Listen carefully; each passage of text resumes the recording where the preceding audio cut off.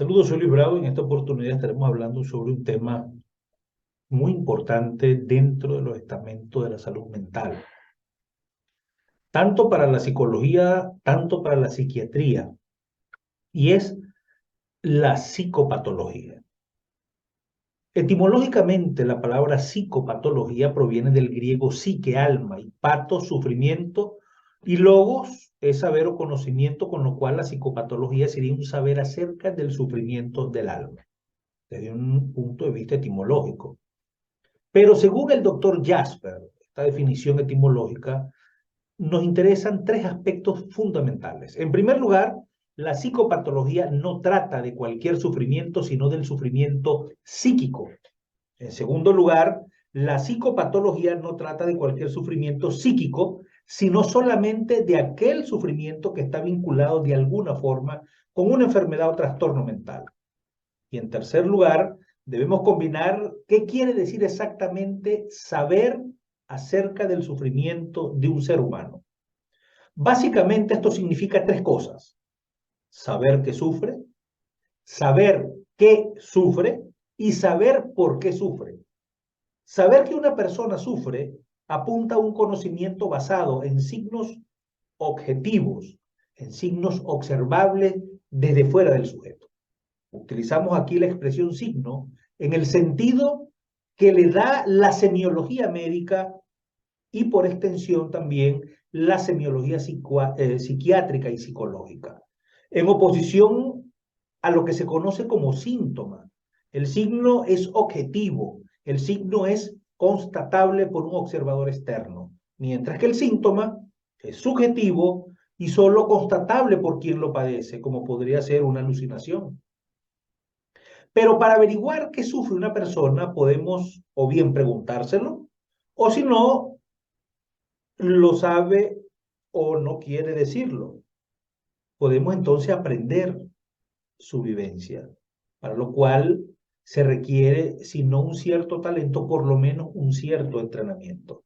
La capacidad empática es precisamente poder sentir lo que el otro siente, de manera que yo puedo saber qué sufre el otro sintiendo lo que está padeciendo.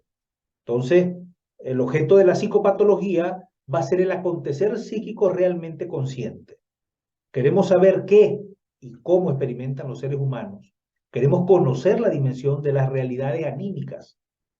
Y no solo el vivenciar de los hombres, y esto lo decía el doctor Herleberg, sino que también queremos investigar las condiciones, las causas de las que dependen esas relaciones en que está y la manera como se expresa objetivamente. Entonces, la psicopatología general es una ciencia que se va a ocupar de conceptos y reglas generales del enfermar psíquico.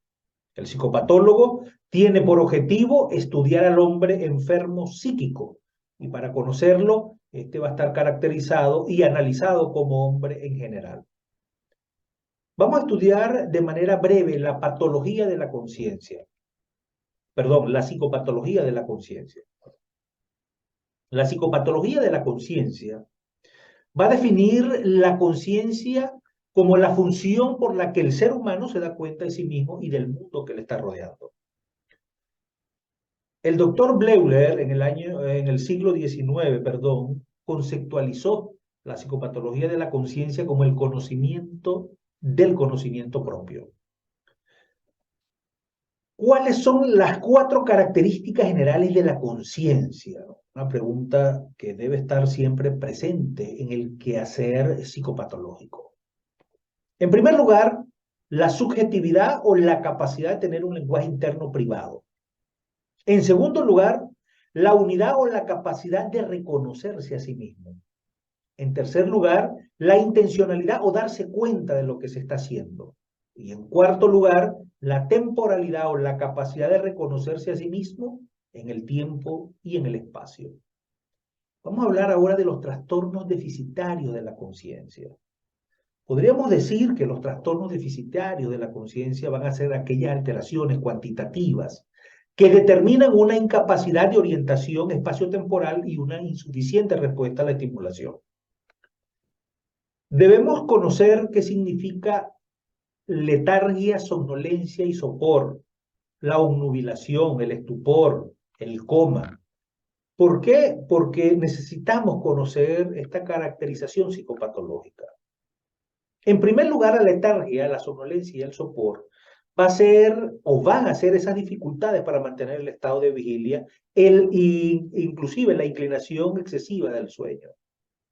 Y esta va a fluctuar con la estimulación verbal y física, por ejemplo, al despertar por influencia del alcohol o sedantes o por fatiga excesiva. Hablamos de la letargia, de la somnolencia y el sopor. Ahora vamos a hablar de la obnubilación.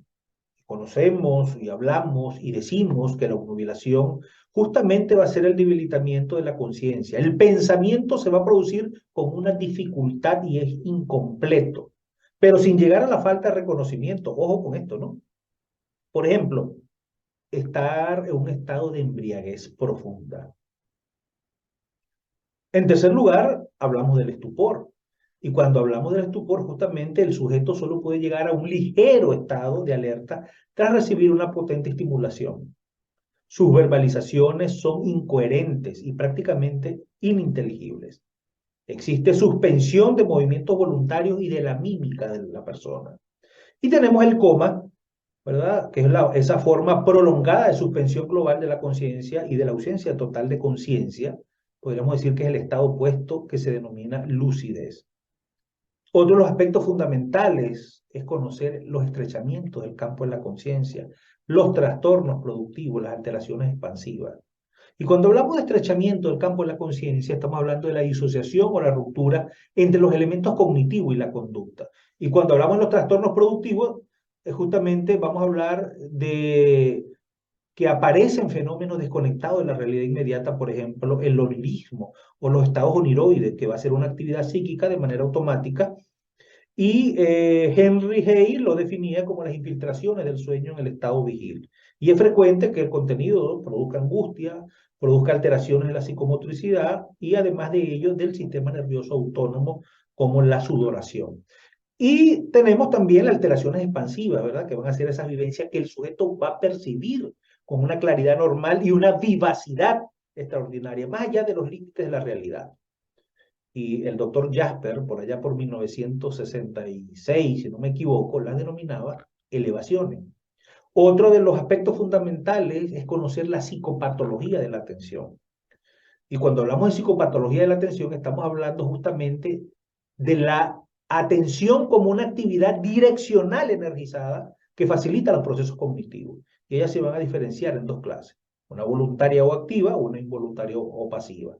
La voluntaria o activa es cuando la atracción la controla el sujeto y cuando es involuntaria o pasiva es cuando la atracción depende de un estímulo.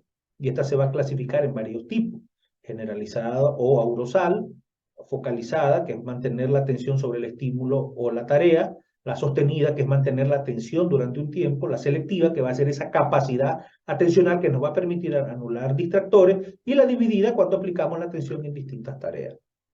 Dentro de ella tenemos la hipoprosexia, que es una disminución de la alteración, y entre otros elementos de hipoprosexia podemos destacar la ausencia mental o la distraibilidad, la laguna temporal, la habilidad atencional y la fatigabilidad. Tenemos también la aproxexia, ¿verdad? Que es la máxima disminución de la atención o la inexistencia de la misma, y es imposible de modificar y es frecuente en el estupor y en el autismo. Tenemos en tercer lugar la hiperprosexia, que es una excesiva focalización atencional y se da en estados de hiperlucidez o de supervigilancia, como en deportes, cuando vamos a practicar algún deporte que nos gusta o cuando vamos a practicar examen. Y también tenemos en cuarto lugar la pseudoproasexia. Justamente acá el sujeto va a aparentar estar suficiente en estado de realidad de manera ausente, ¿verdad? Y tiene la atención conservada y va a estar dirigida hacia lo que sucede a su alrededor. Frecuentemente esta pseudoaprosexia va a estar en los simuladores. Y tenemos en quinto lugar la paraprosexia, que van a ser esas direcciones anómalas de la capacidad atencional y que va a estar frecuente en hipocondríacos y en los trastornos alimentarios. Tenemos también la psicopatología de la memoria. La psicopatología de la memoria indica de que el aprendizaje ha persistido en el tiempo y se va a identificar en cuatro procesos básicos: la percepción, la codificación, el almacenamiento, y la diferenciamos en diversos tipos de memoria, como sensorial, memoria a corto plazo y memoria a largo plazo. Inclusive, Dentro de las alteraciones de la memoria tenemos las cuantitativas y tenemos los tipos de amnesia.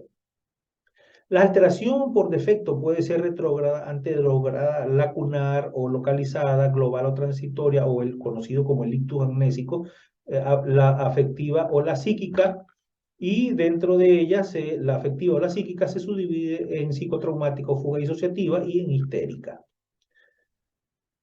También tenemos la hipernesia, ¿verdad? Que es un estado alterado. Su principal característica va a ser la compulsividad, sentimiento involuntario necesario de los recuerdos, y esta puede ser global o amnesia selectiva y memoria panorámica y cualitativa. No todas son patológicas. Esto es importante que nosotros lo tengamos en cuenta. Un ejemplo, tenemos la diamnesia, ¿verdad? Que van a ser esos errores y falseamientos de la memoria que con frecuencia se presenta como un intento de suplir una falta de recuerdos auténticos. Tenemos la ilusión amnésica o falso recuerdo. Justamente los sujetos no van a diferenciar si el recuerdo de una experiencia puede ser real o es imaginaria o inclusive leída, y esta se va a diferenciar en ilusión amnésica y en delirios amnésicos, en confabulación y en pseudología fantástica. Tenemos también los trastornos de la temporalidad, conocidas como el déjà vu, el jamais vu, ¿verdad? Que es justamente el déjà vu, el sujeto tiene la sensación de que la situación que vive ya lo había experimentado con anterioridad, y el jamais vu va a ser una sensación de que una situación sobradamente conocida se va a experimentar como si fuese novedosa, y se va a acompañar de sentimiento de extrañeza ante personas y lugares bien conocidos. Y también tenemos la psicopatología de la percepción. Justamente la psicopatología de la percepción es un proceso cognitivo. Además de ser cognitivo, va a ser constructivo, mediante el que se van a interpretar datos del exterior, lo que se conoce como la esterosección del propio cuerpo, la interosección y de las articulaciones y postura, ¿verdad? Conocida como la propiosección. En la psicopatología de la percepción diferenciamos entre distorsiones y engaños. Las distorsiones, en primer lugar, es un estímulo perceptivo, pero se percibe de forma alterada. Tenemos la intensidad, y en la intensidad tenemos la hiperestesia y tenemos la hipoestesia. En la cualidad tenemos dismorfia, dismegaloxias, perdón, y en la integración tenemos la escisión y la aglutinación. En segundo lugar tenemos los engaños, ¿verdad? Que va a ser ese estímulo perceptivo, no existe en la realidad. Dentro de ella tenemos las ilusiones, las alucinaciones y las pseudoalucinaciones. Justamente cuando hablamos de ilusiones, la palabra ilusión procede o significa, digámoslo de esta manera, burla o sarcasmo, y se considera una ilusión que es una distorsión perceptiva que es causada por predisposición personal, por indefinición estimular, por indefinición de la situación en que ésta se va a producir y el estímulo, o por una combinación de estos dos factores. Tenemos las alucinaciones, que no es más que la alteración perceptiva más relevante en psicopatología. Esquirol la definía, ¿verdad?, como la sensación realmente percibida sin objeto cercano de alcance o de los sentidos. Además también tenemos las pseudoalucinaciones. Pseudo significa falsa, y van a ser similares a las alucinaciones, pero sin juicio de realidad, donde se viven en el espacio subjetivo interno, que son independientemente parte de la voluntad. Soy Luis Bravo y nos vemos en una próxima oportunidad, donde estaremos hablando sobre una segunda parte de lo que es la psicopatología. Vamos a definir esta presentación como una primera parte, pero les prometo realizar una segunda parte para ahondar un poco más sobre los estamentos psicopatológicos. Nos vemos en una próxima oportunidad.